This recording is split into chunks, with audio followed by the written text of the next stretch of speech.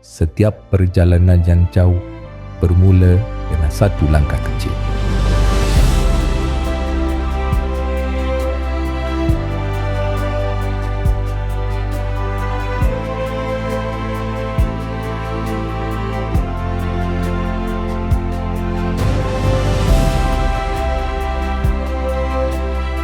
Dari bumi Pulau Condong Macang, anak Kelantan ini memulakan pengajian tinggi dalam bidang sains kegunaan teknologi tekstil di ITM Shah Alam.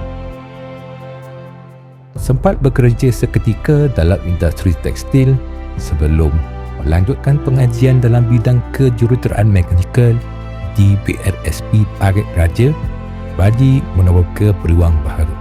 Tamat pengajian, sepertinya telah termaktub dalam perjanjian, beliau memulakan kerjaya pendidikan di Politeknik Kota Kinabalu pada tahun 2000. Di negeri di bawah Bayu, tak kala mengajar, beliau kagum dengan hormat dan adab daripada anak-anak didiknya di sana.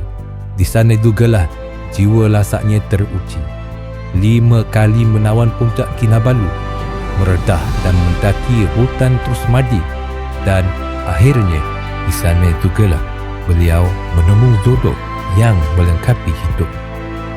Tahun 2008 membawa beliau pulang ke Semenanjung menabur bakti di Politeknik Sultan Mizan Zainal Abidin.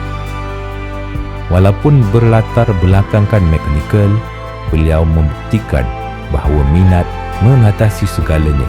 Bermula dari cubaan suka-suka di makmal PLSP Parit Raja, beliau akhirnya menjadi antara otak dan arkitek utama di sebalik sistem ISIS yang kita gunakan hari ini.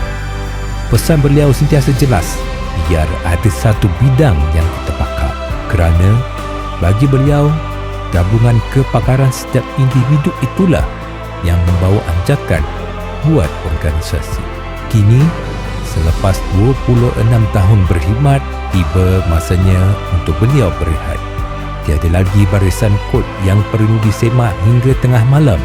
Tiada lagi hiruk pikuk aktiviti pembelajaran.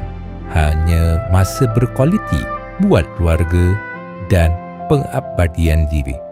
Terima kasih Encik Maljudi atas segala ilmu, sistem yang memudahkan dan persahabatan yang terbina.